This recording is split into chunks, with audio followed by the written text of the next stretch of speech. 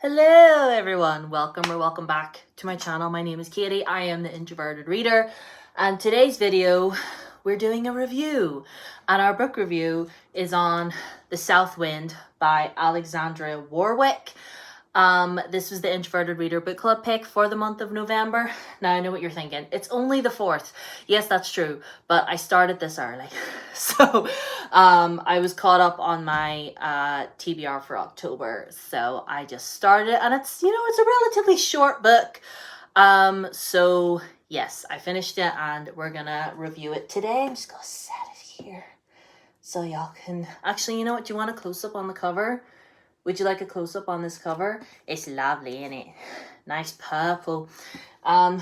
We love a purple cover. Anyway, so The South Wind is a fantasy story set in this sort of like Greek mythology inspired world. But I'm going to take a drink first because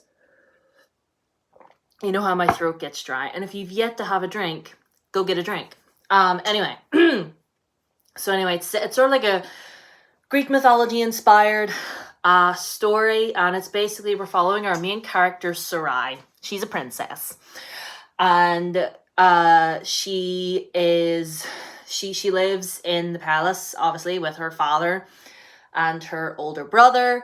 She had 2 older brothers, but one of them passed away, and yeah, so she is due to marry this prince from a neighboring kingdom. Because she is cursed to die on her 25th birthday, because whenever she was a baby, she was very ill, and her father petitioned this god, the Lord of the Mountain, to spare her life. And he did. And, they need this other prince to come in, and need 2 of them to get married, so the kingdom is secure for the future. So anyway, so, prince comes, everything's grand, everything's fine, and then this other fella shows up. The South Wind, well, God of the South Wind, I should say.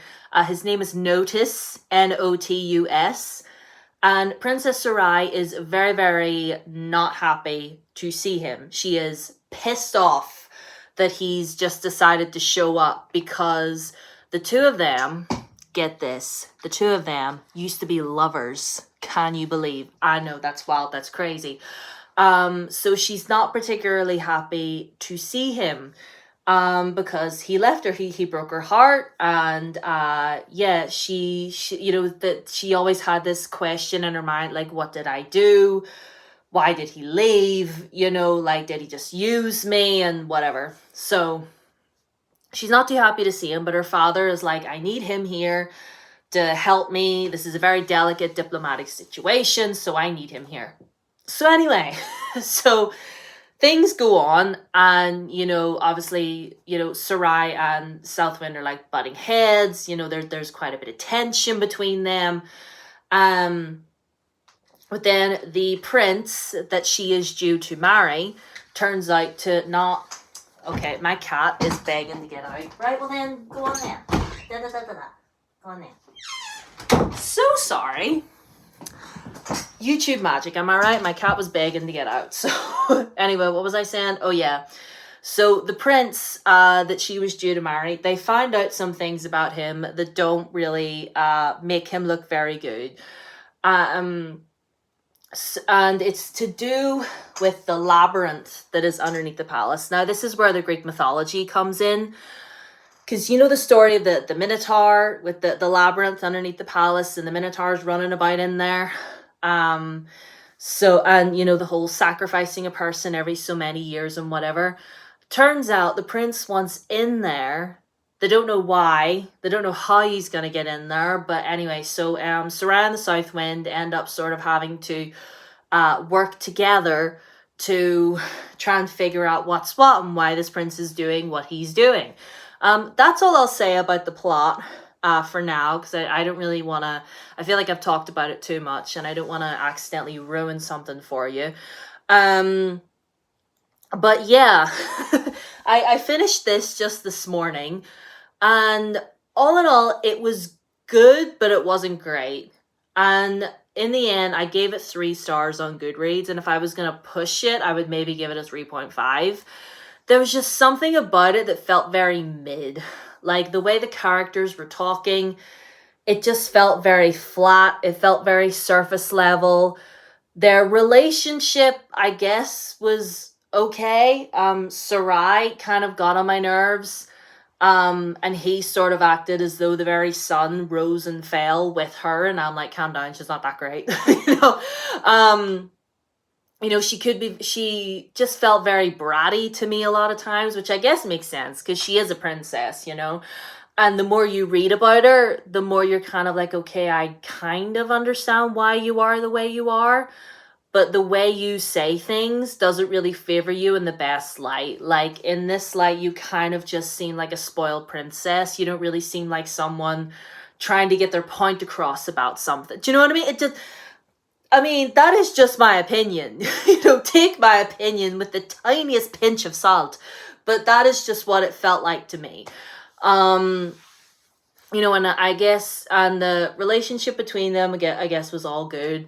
I did quite like the dynamic between her and her father, because her father could be very misogynistic towards her, talking down to her a lot, which I wasn't really a fan of. But then, again, he's the king, it's not like she's one of the guys, you know what I mean? And that kind of rubbed me the wrong way a little bit. But yeah, all in all, it was fine. It was a fine book. There was a lot of things that didn't really, I felt like we could have expanded a little bit more. I felt like we could have done more with. But again, a lot of characters, like, notice the South Wind himself, he felt a bit flat. He felt a bit surface level to me. Like he was just this immortal that was there to serve as the love interest, really.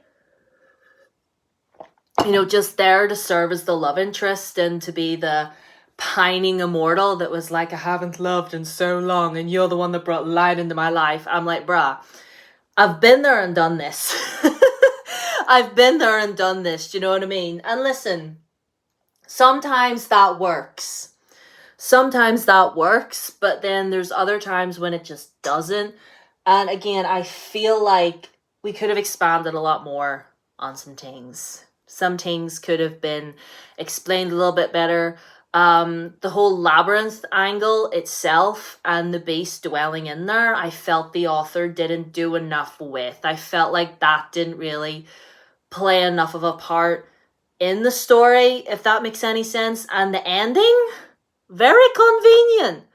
Very convenient for you, Princess Sarai, just having everything just, that's just how I feel, that is just my opinion, ladies, gentlemen, and those who refuse to bend the gender binary. That is just my opinion on the subject. If you've read this and you feel differently, that's all grand, that's all good. But when you've read enough fantasy romances I have, a lot of the same things start to go stale after a while. But listen, I am glad that I read this. I am glad that I gave it a chance because I hadn't heard of this author before. And you know I love Greek mythology. And will I check out some of her other work? Yeah. There's other I believe this is a trilogy. The first one is called The North Wind and the second one is The West Wind. So I might very well check out those other two and see how I feel about those. But all in all, people, that's my review on The South Wind by Alexandria Warwick. Let me know if you've read it. Let me know your thoughts, your feelings, your opinions, whatever they may be. And I hope you're all having a good day. I hope your week started off good. How are we in November? But anyway, so all of my socials are down below as always. My Blue Sky, Instagram and Threads, and my TikTok. They're all down there. You can follow me on any of them if you wish. You don't have to, but you can if you want. You can subscribe to this channel if you want. If you're not subscribed and you're liking what you're seeing, you can subscribe, ring the bell, and leave a like so the algorithm knows that you like me. And yeah, I'll see yous next week for another video. So bye.